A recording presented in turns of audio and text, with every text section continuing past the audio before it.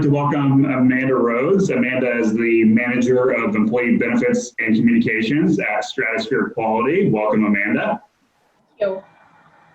And we also have with us Maureen Cook as well. Maureen Cook is the HR Manager at Futaba Industrial, Texas. Welcome, Maureen. Thank you.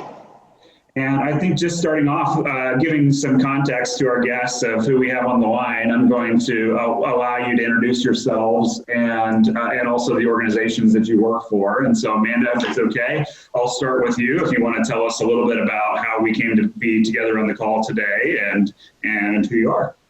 Sure. Again, my name is Amanda Rhoads. I'm with Stratosphere Quality. We are a global sorting and containment company headquartered in just northeast of Indianapolis. I have worked with Wes and Steel Benefits for about 8 years now, perhaps. This is the second employer I've been with that I've worked with Wes with Stratosphere Quality.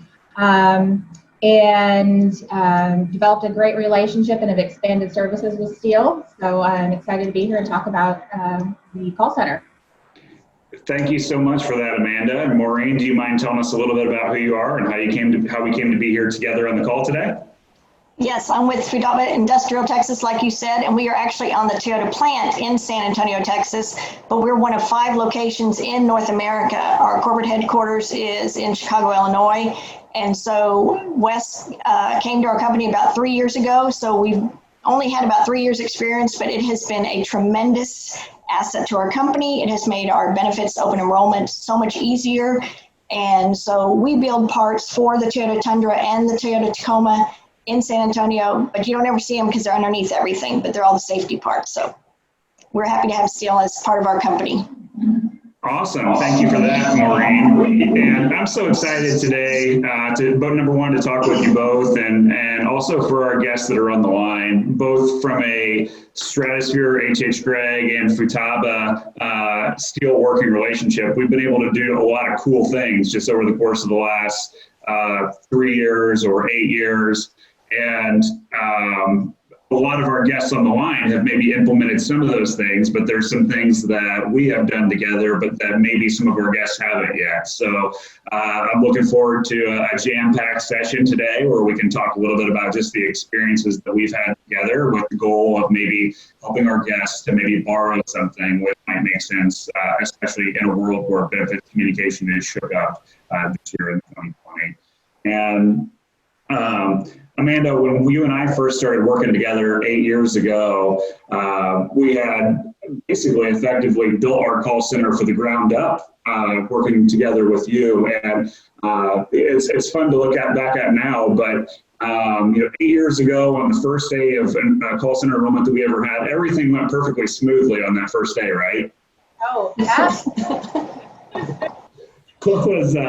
What led H.H. Gregg at that time with your 5,500 associates, 300 locations, 28 states? What led you to decide to want to do call center enrollment back in 2012? I think back when I can think back that far. I recall that we were making several plan changes and also putting in some new plan offerings. And given the fact that we had a grouping of locations that had been with us for a while, and then some that had just come on board months before open enrollment, we knew that we had to have one unified plan to get the same communication, the same message out to all employees, the same methodology for getting everybody enrolled. Because we were so geographically dispersed, as you mentioned, over 28 different states, different time zones, different work hours, we had to have something that offered that flexibility and also just the sheer manpower, the availability of people to help lead those conversations and enrollment discussions. It's interesting when we first went down that road because I was a part of a small team that was able to help build the call center as a solution for H.H. Gregg at the time.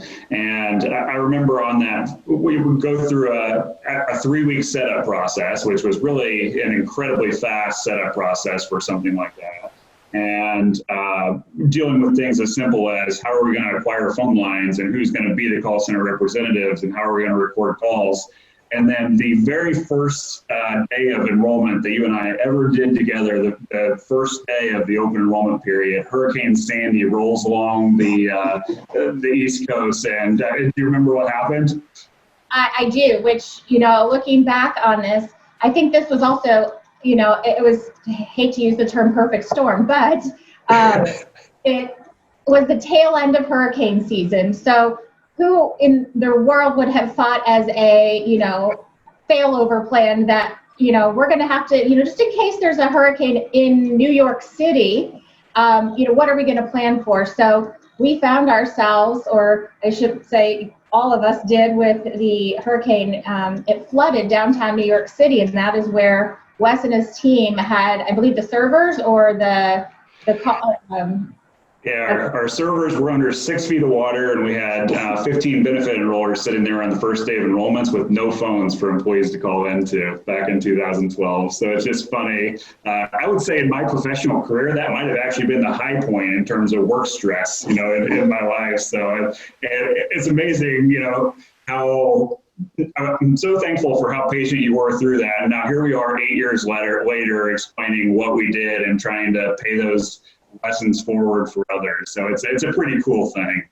Right. Yeah. Looking back, I think about, because H.H. Gregg was so large, just the sheer number of enrollers that we had, and that we actually had to use a completely different office space than your current setup, and using an empty, office building, and literally building it to do what we needed to get done.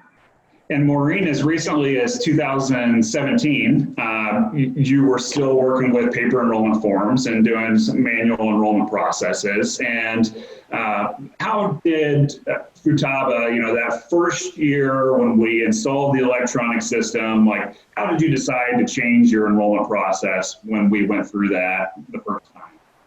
Well, it was really funny because the person that was there for HR before had been, was very old school and liked everything on paper, wanted everything done. We had to have tracking and stuff. And so when y'all came in, everything was call center, which to me was great because we have 27 different languages or dialects at Futaba, because we have a lot of, because it's manufacturing, we get a lot of people that don't necessarily speak English. And for us, it was a lifesaver because we were able to give them a phone number to call. They could call the call center. They were able to get on someone that had their language, that spoke their language, could explain everything to them and explain it in 5 to 10 minutes where they were able to get done and finished. And the other thing we found is that because we had younger people and older people, the older people liked to do it from the call center because then they could go home and speak to their spouse and get the information they needed and call in and get it all done in 5 to 10 minutes instead of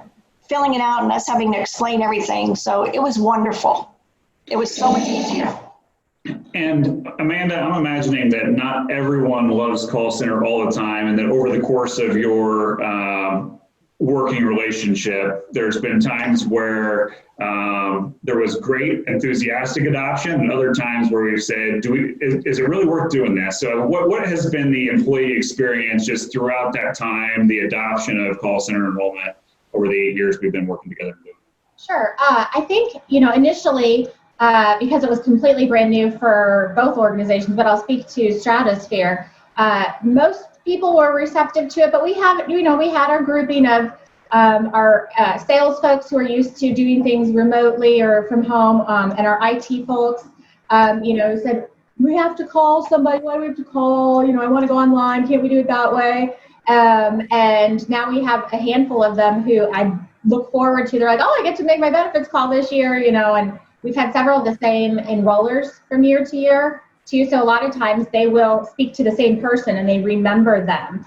One gentleman that's actually in the corporate office in Fishers, he still kind of jokes every year about, it's time to make my call. And then he'll tell me how it went every time. He's like, I made my call, and he'll, kind of give me his feedback. This was great, and this could be different. But I'm thinking, well, this is amazing from 5 years ago when we started to how he looks forward to it now.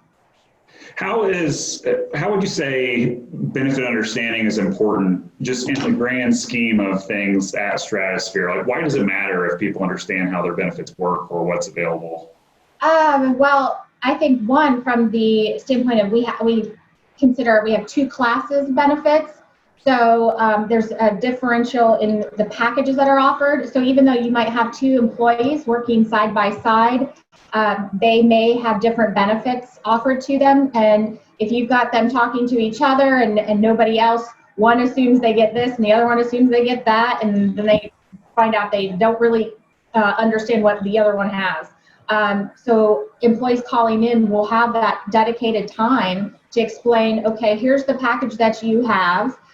If you were to move into a different role, here's the different package. But just some of the, understanding of some of the basic core benefits that we offer that they're not even aware of, that they're like, oh, wow, that's really nice. I didn't even know that was part of our package. And as much as we do try to reach out through, mailings or emails or newsletters, they're not reading it. And so when they have a conversation, they've got a captive audience with an enroller who is explaining that, and it might be the first time that they're actually hearing, the message. So I think it's really important for them to understand what's available. Yeah, that's a great perspective, and we've thus far mostly been talking about open enrollment. And I wonder, Maureen, can you talk us through how important it is when a new hire starts at Futaba? How important is that person to your company, and what do you do from a benefits onboarding experience to help somebody enroll and understand the benefits that they have access to? Well, when we hire a new person, they're eligible for benefits the first of the month after 30 days. So what we do when we give them a new hire packet is we give them all of the information we need, like W-2 and everything, and then the whole benefits packet, which has all the explanation for every single benefit we have. The problem is we tell them, don't look at that for the first 15 days because you need to get the other stuff done. And then we'll say, come back in 15 days and we'll tell you who to contact and how they can explain everything. And so the good thing is that when they call the call center, they have someone that can explain every single benefit to them. And like Amanda said, we have 3 different benefits, and there's some difference. One is an HSA, and then the other 2 are regular PPOs. But it's nice for them to understand what the difference between each one is. They can ask about the deductibles. They can ask what other benefits do we have that might be applied to them. And even though some of them are very young that work in the manufacturing, and then we have some of the older ones like myself, it's nice to be able to talk to someone that can explain what might be worth to you, or why you might need more extra life insurance, or why you might need the Allstate benefits and stuff. So it really helps the employee be able to talk to someone and understand exactly what they're looking at. That's awesome. That's great perspective, Maureen. Thank you for that. Amanda, during open enrollment period, do employees just start calling right from day one, or how you've got, let's call it 1,800 employees today, and how do we prevent 1,800 people from calling on the last day of the enrollment?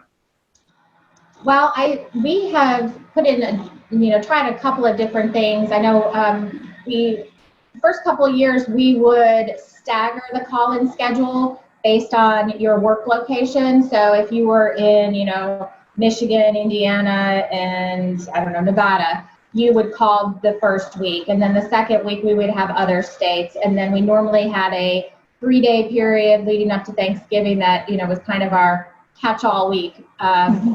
We found that a lot of people waited till the catch-all week, unfortunately. But we have, I think, over the years learned that the more communication that we send out, I think that we have a great dialogue as the enrollment is going throughout the day. I'll get a contact that says, hey, the phone lines are a little slow, and I will blast out a message to employees to try to get that call volume to pick back up during those first weeks to try to generate some,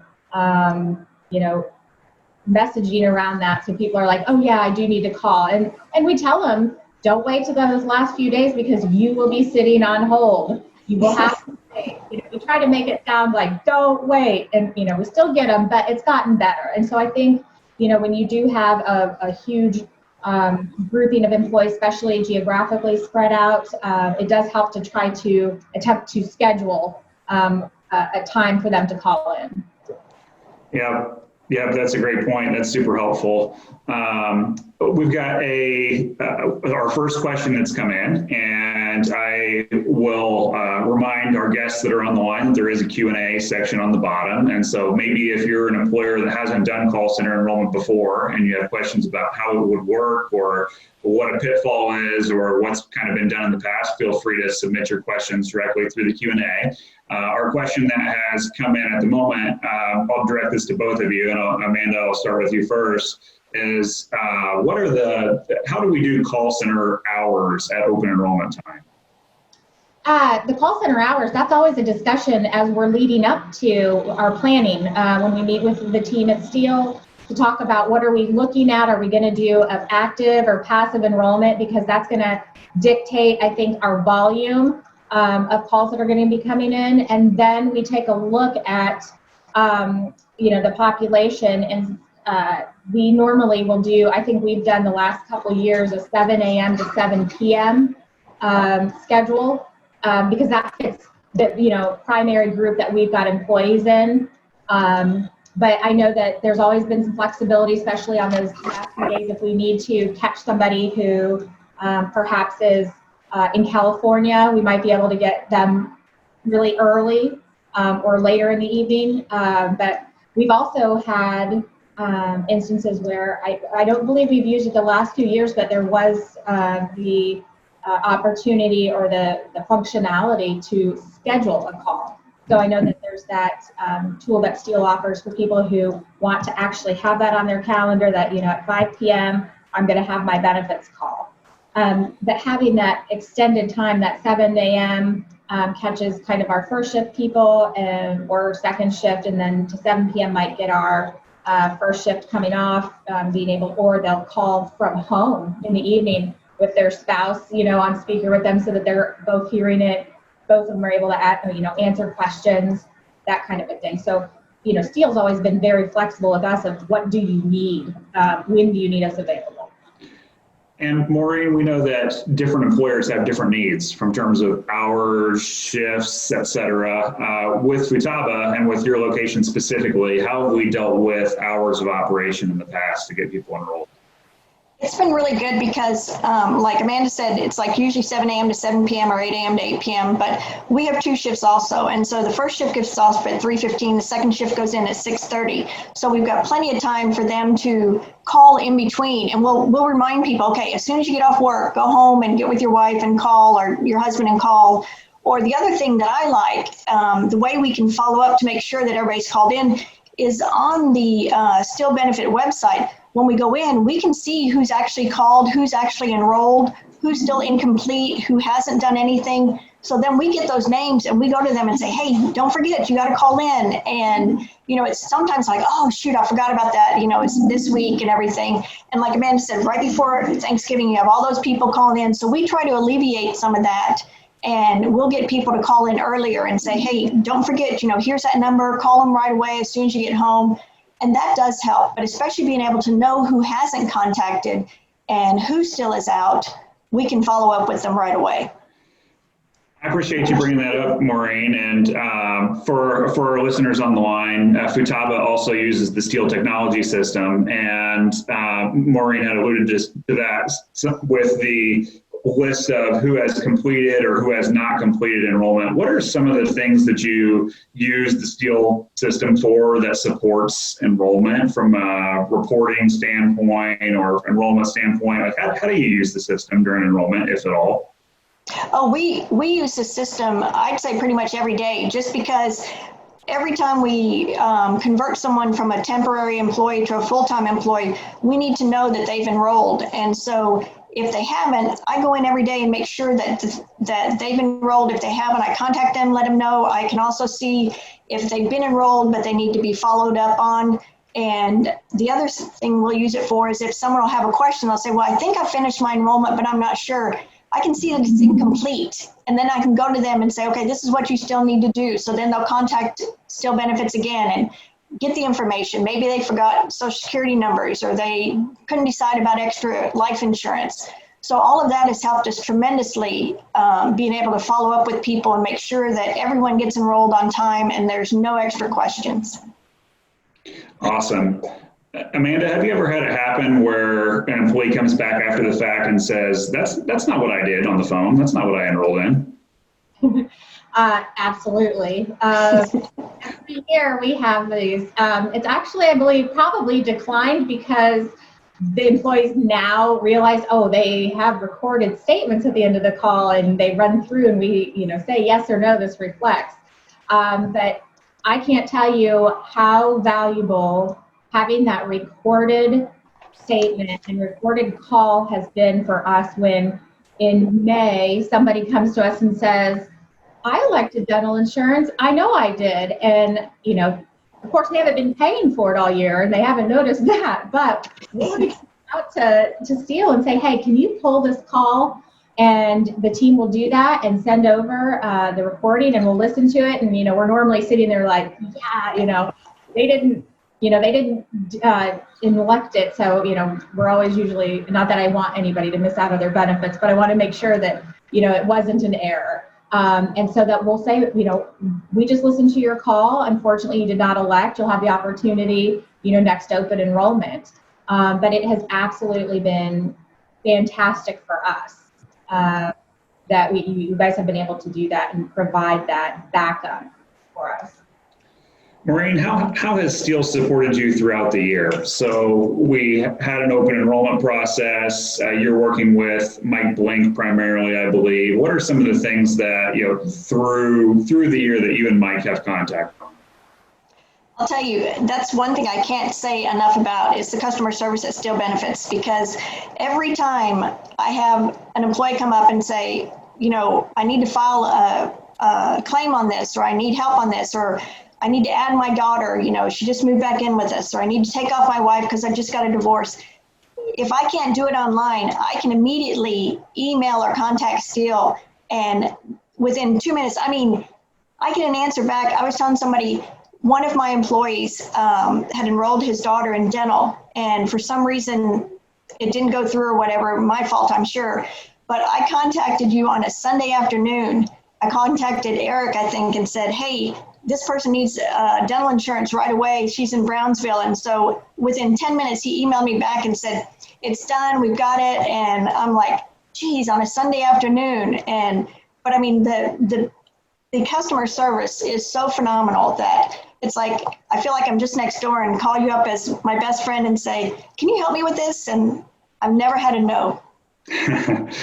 That's awesome. And responsive is a core value of Steele, so I'm glad to hear you've got that. It's funny hearing that from my side of the fence, just from the standpoint of sometimes we try to coach our employees like, hey, if you get that on Sunday, it's okay to reply on Monday morning, trying to convince our people that, all right, a Monday through Friday work week is fine, but we're really glad that they have that type of customer-centric attitude. And I'd even said, I know you're not working, but I just had to send this because otherwise I'll forget by tomorrow. But to get a response back is just amazing. And like I said, it's not that I expected it, but it was just to show that that's how cognizant they are of what these people need. And I appreciate that help.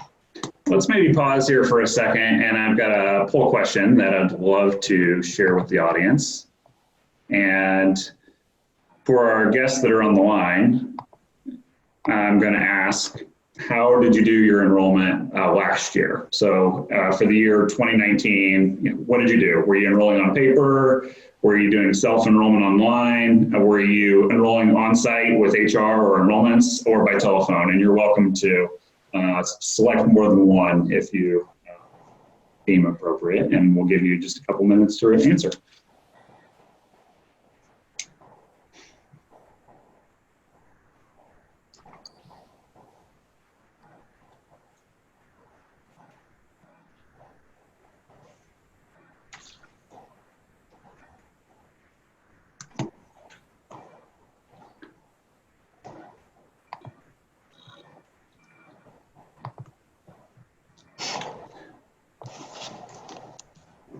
Maureen, I'll throw this to you first. We've got the results of our live poll up, and how did employees enroll last year for employers that were on the line? And we see that there are a contingent that had enrolled by paper, and then a large group that had allowed for employee self-enrollment. We've got the on-site presence, and then the telephonic enrollment. Is there anything, Maureen, here that surprises you?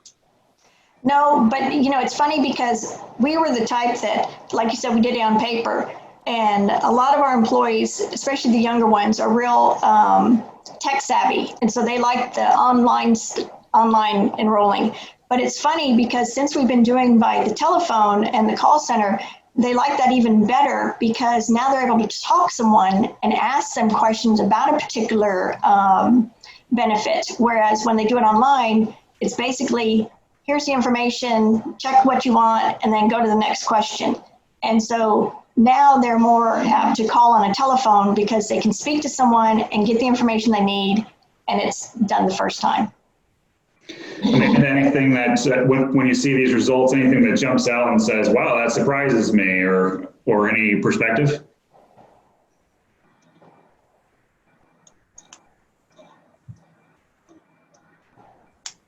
I think, when I'm seeing these on-site with enrollers, I think that's very, people who are in the situations that can do that are very fortunate, because you have a captive kind of group there in one location. We don't have that capability. So for us, the telephone is just, optimum for our experience. And the fact that 50% of our employees aren't issued any sort of company equipment.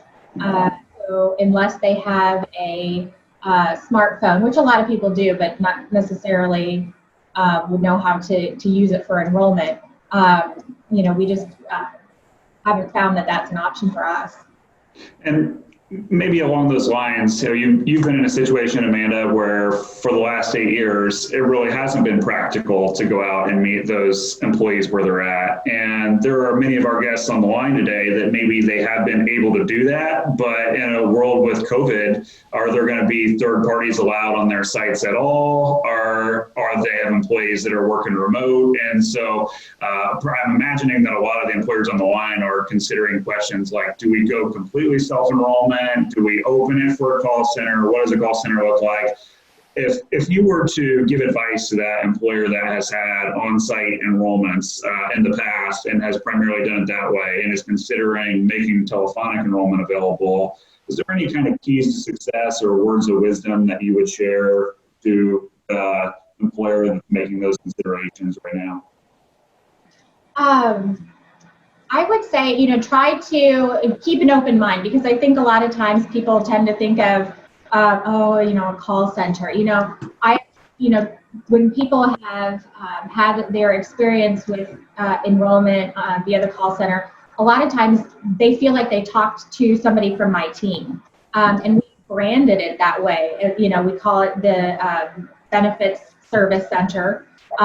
So when they call, it's kind of the seamless experience, and that the counselors on the other end know our benefits, they understand how they work, and they've been able to answer questions. And I know, especially through, the situations that we're in now and everything, there's such, caution being played with people going back to work.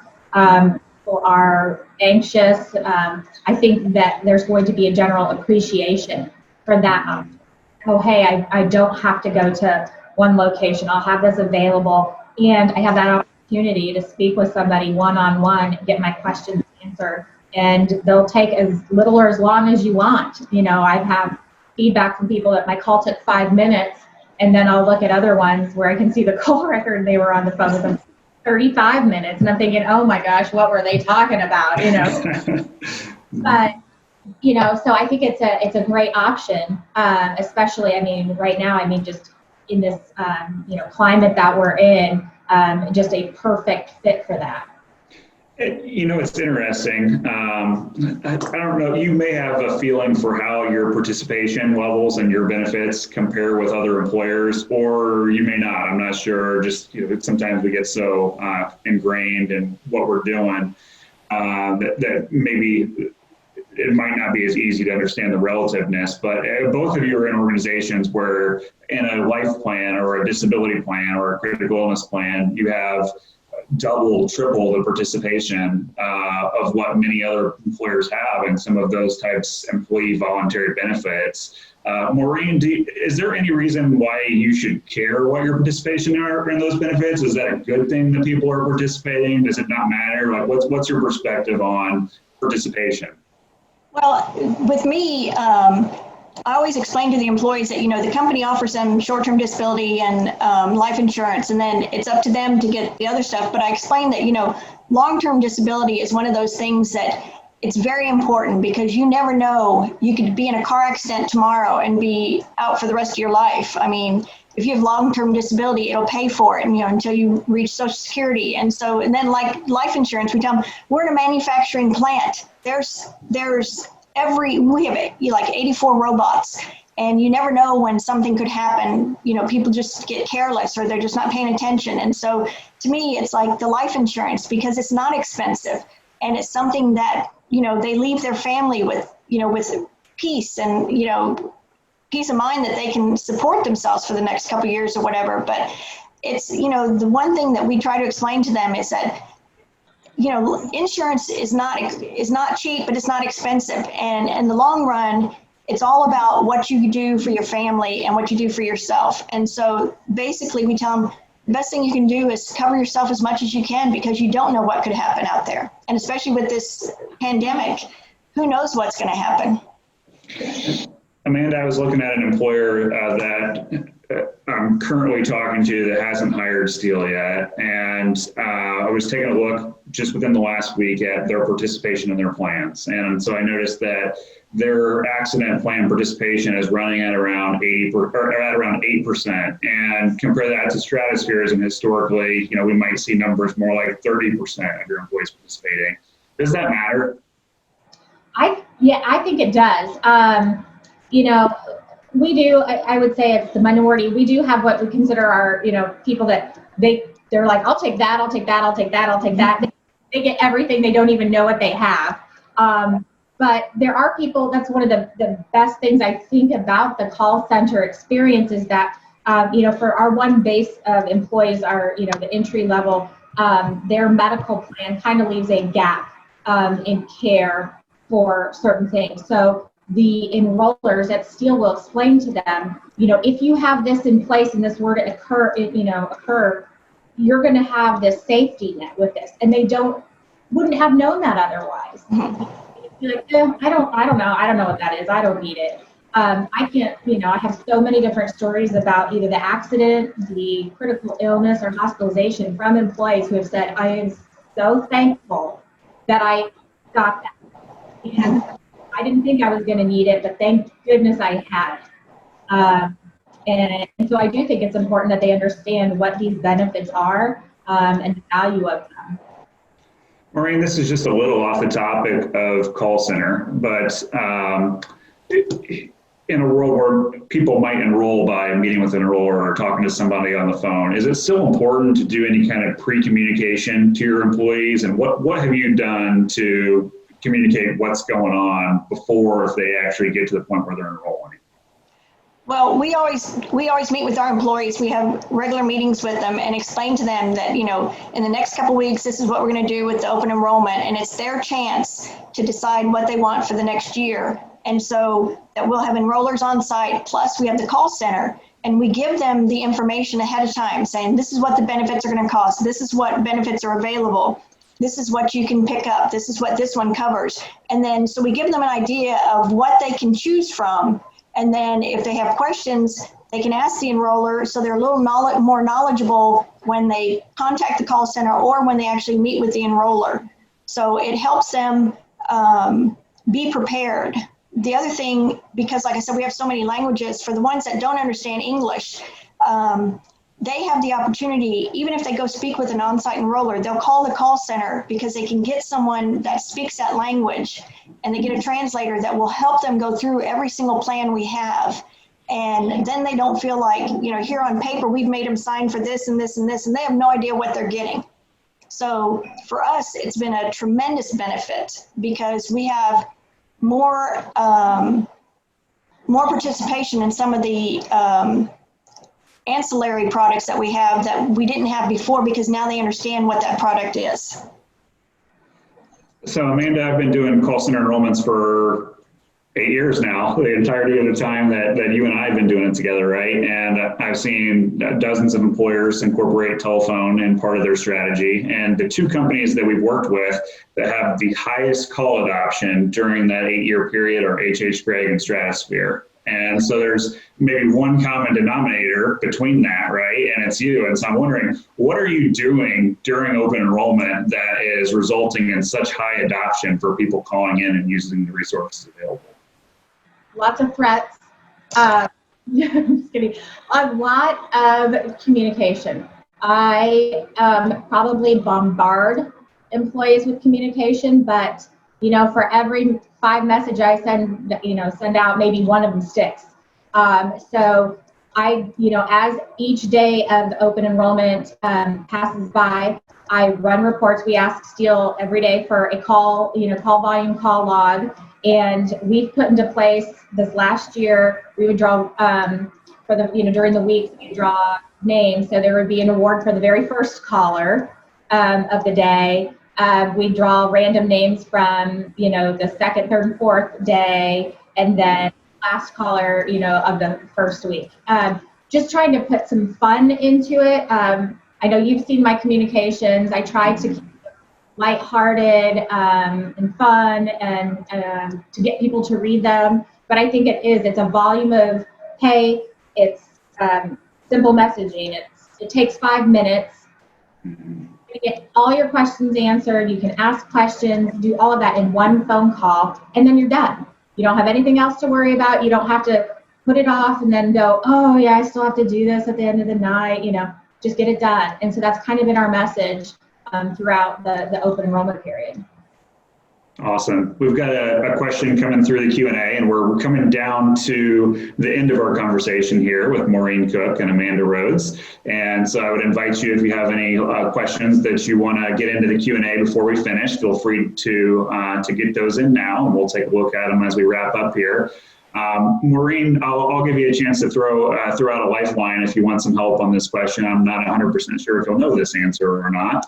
But I'm going to kick to you, and we'll see what happens here. The question is, when you work with Steele for your call center or enrollment teams, are your enrollers, are they dedicated to Futaba, or are they servicing 15 employers at the same time?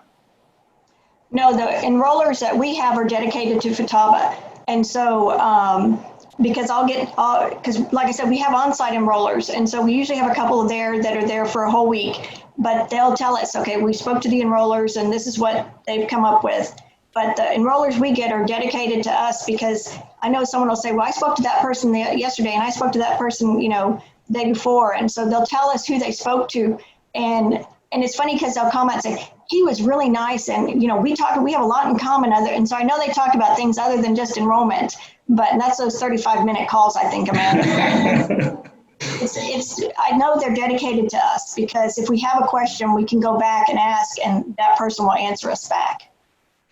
And Amanda, you're in a fortunate position. Not everyone has 1,800 employees. So we have different levels of training and support for customers of different sizes. But we've been able to do some cool things together in terms of preparing enrollers to be educated to talk about your benefits over the years. And so I wonder if you might just briefly talk about what have we done from a training perspective to make sure that our call center folks are qualified to talk to your employees.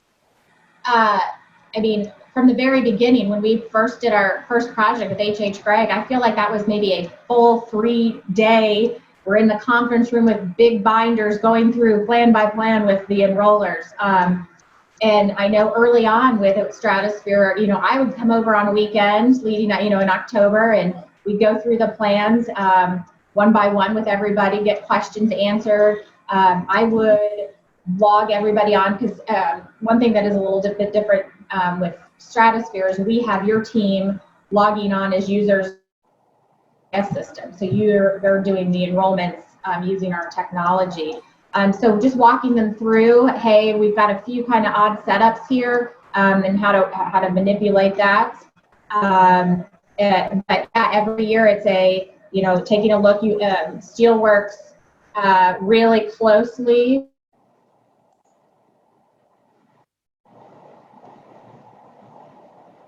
Changes plans this year, anything that we really need to communicate or get across, and the team is always ready to deliver those messages.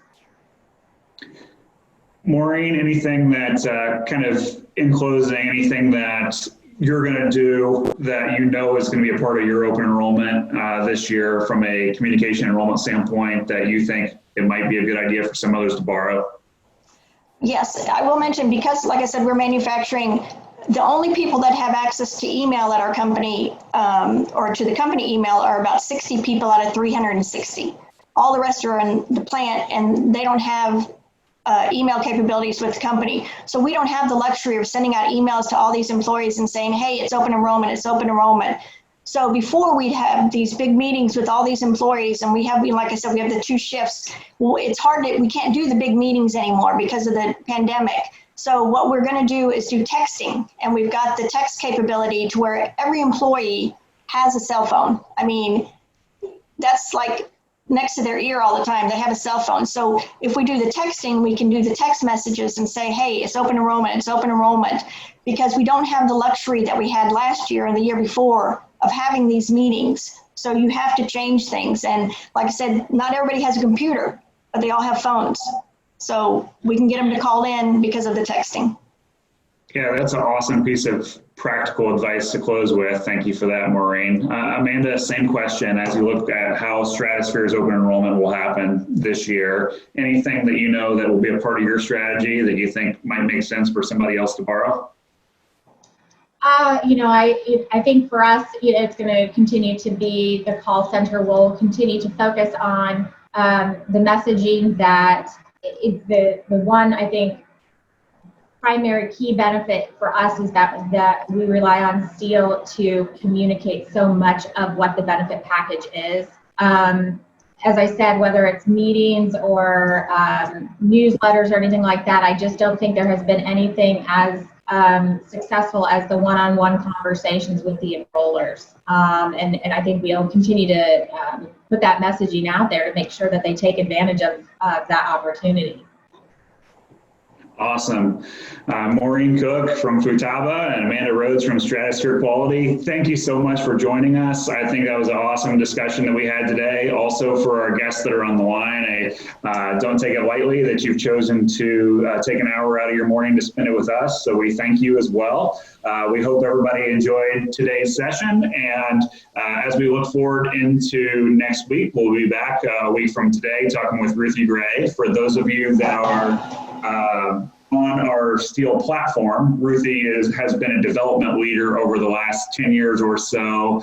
And if you have functionality requests, we'll be able to address what's coming with the platform. So make sure you have your Q&A ready next week, and we look forward to a productive discussion. Thanks again, Amanda, Maureen, it's been a pleasure.